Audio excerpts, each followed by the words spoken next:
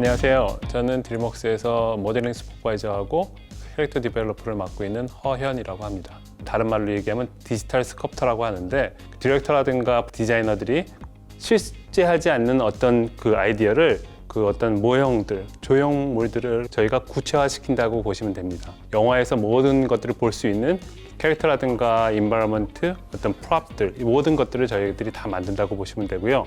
이제 모델링 슈퍼바이저라고 하면은 이제 위로는 디렉터들이랑 이제 그 영화에 대한 스타일에 대해서 맞춰 나가고, 아래쪽으로는 그 아티스트를 관리하면서 그 영화를 함께 만들어 나가는 그런 직업입니다. 처음 시작했었던 작품이 샥테일이라고 하는 작품이었고요. 그 다음에 이제 플러시 더 웨이, 오버 더 헤지, 그 다음에 우리들이 잘 알고 있는 쿵푸 팬다, 하우 투 트레인 유어 드래곤 디지털 모델러로서 일을 했었고, 2008년도에는 처음으로 모델링 슈퍼바이저직을 맡으면서 라이즈 오브 더 가디언, 지금은 배드 가이스를 작업하고 있습니다. 제가 가장 애착이 가는 거는 맨 처음 슈퍼바이저로서 작품을 맡은 라이즈 오브 더 가디언이라고 하는 작품이 가장 애착이 많이 가고요. 왜냐면은 우선 길게도 많이 했습니다. 4년 반 동안 그 작품에 있었고, 제가 사심을 담아서 좀 많이 만든 작품이거든요. 그래서 특히 그 작품에 애착이 좀 많이 가는 것 같습니다. 예, 저는 유학생으로 시작을 했고요. 근데 그 전에 저는 한국에서 안정적인 직업이다 할 수 있는 그런 회사에, 거기에서 이제 홍보부에서 디자이너로 일을 하고 있었어요. 제가 이제 거기에서 2년 반 정도 일을 하면서 부모님이라든가 어떤 주변의 시선에 의해서 결정되는 내 어떤 직업이 아니라 내가 정말로 원하는 거 하고 싶다고, 그때부터 이제 나름대로 이제 공부를 하기 시작했어요. 유학에 와서 거기서 이제 2년 반 정도 지나서 학업을 마치고, 그다음에 시카고에 있는 빅아이디라고 하는 그 애니메이션 회사인데, 참 그 회사도 되게 좋은 회사였었고, 그리고 크리스찬 베이스 회사였기 때문에 사람들도 되게 좋고 그랬었지만은 그 금전적으로 이제 어렵게 됐어요. 그러면서 이제 회사가 기울기 시작했는데, 저랑 같이 일하는 그 동료가 저한테 와서, 야, 드림웍스에서 사람을 뽑는데 저도 그 친구 따라 강남만 가려고 저도 불인학교 준비해가지고 제 포트폴리오를 냈어요. 운이 좋게, 정말로 운이 좋게 이제 제가 뽑히게 됐습니다. 2003년도에 드림웍스로 오게 됐습니다. 근데 이제 HR, 그러니까 인사과에서 저한테 그러더라고요. 여기 이 포지션이 경쟁률이 얼마였는지 아냐고 물어보더라고요. 그래가지고 모른다 그러니까 200대 1이었다 그러더라고요. 그래가지고 정말로 내가 운이 좋았구나 하는 생각이 들었습니다. 그리고 굉장히 지금까지도 감사하게 다니고 있습니다.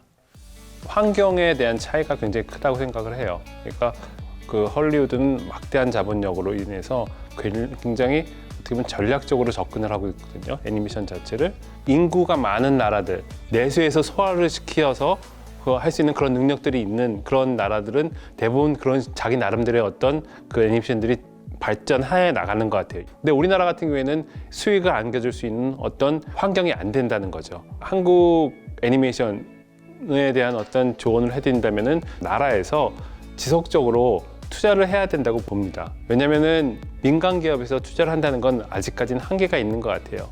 두 번째 같은 경우에는 프랑스 같은 애니메이션 예를 들면은 그들만의 굉장히 독특한 스타일들이 있어요.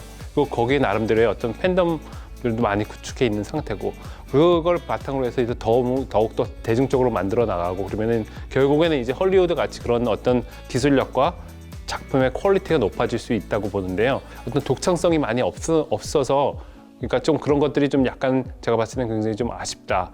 그렇다고 해서 이게 무조건 한국 것이 다 이렇게 모든 것들을 녹여냈을 때 그게 성공한다는 그런 건 아니에요. 그게 굳이 한국인의 형상, 한국인의 문화, 그런 것들이 아니더라도 우리들만의 어떤 K 애니메이션만의 어떤 스타일이 만들어지지 않을까 하는 생각이 듭니다. 이제 스트리밍 비즈니스가 점점 늘어나면서 그들한테 굉장히 중요한 건 컨텐츠거든요.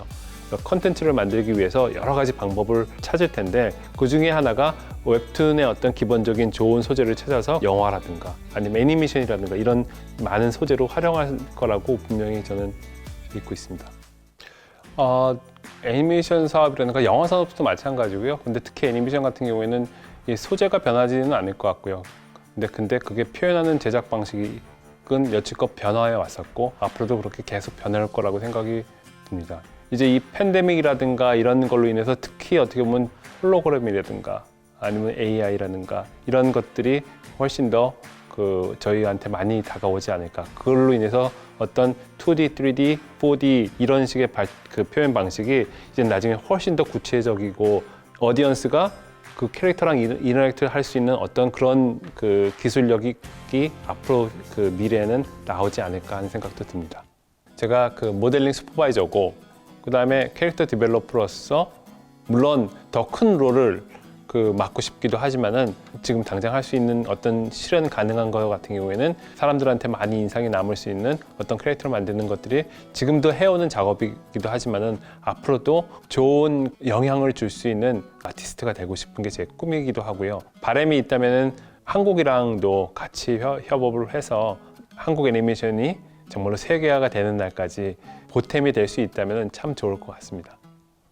좀 밖으로 해외로 시선을 많이 돌리셨으면 그러면 훨씬 더 기회가 많으실 것 같아요. 특히 요즘 같은 경우에는 스트리밍이라든가 그러니까 많은 회사에서 많은 콘텐츠를 제작하기 위해서 정말 혈안이 되어 있습니다. 크고 작은 스튜디오에서 오프닝이 많기 때문에 이런 기회를 잘 살리셔서 이럴 때 나오시고 지금 그러면 훨씬 더 좋지 않을까 하는 생각이 들고요. 훨씬 더 이제 유학생이라든가 아니면 취업자에 대한 논문이 다시 이제 넓어질 거라고 생각이 듭니다. 그때 그 기회를 놓치지 마시고 오셔가지고 많이 배우시고 다시 한국에 돌아가시면은 훨씬 더 좋은 결과가 있지 않을까 그게 제 생각입니다. 한국 그 기업분들한테 제가 감히 말씀드리고 싶은 거는 잘 갖춰진 파이프라인을 구축하시라를 꼭 말씀드리고 싶어요. 그러니까 애니메이션을 만드는 데는 적어도 우리가 각 부서가 적어도 12부서가 이상이 다 나눠져 있거든요. 미국에서도 어떤 같이 일할 수 있는 기업을 찾을 때 갖춰진 회사들을 우선적으로 많이 보는 걸로 알고 있거든요. 퀄리티 좋은 단편 3분, 4분짜리를 만들어서 그런 것들을 전체적으로 다 시험을 하시면은 훨씬 더 나중에 그런 것들을 바탕으로 해서 장편을 만드는데 굉장히 도움이 많이 되실 거라 생각이 듭니다. 요즘 같은 경우에는 이제 스트리밍 비즈니스가 굉장히 많기 때문에 자기의 어떤 회사의 작품을 거기서 내놓으려고 하는 그런 기회도 많을 텐데 그 넷플릭스라든가 그런 거대 기업이 이 회사는 제대로 갖춰진 그런 그 스트럭처에서 일하는 회사이기 때문에 훨씬 더 트러스트를 많이 할 수 있는 그런 요소들이 많이 갖춰질 수 있다고 보고 그렇습니다.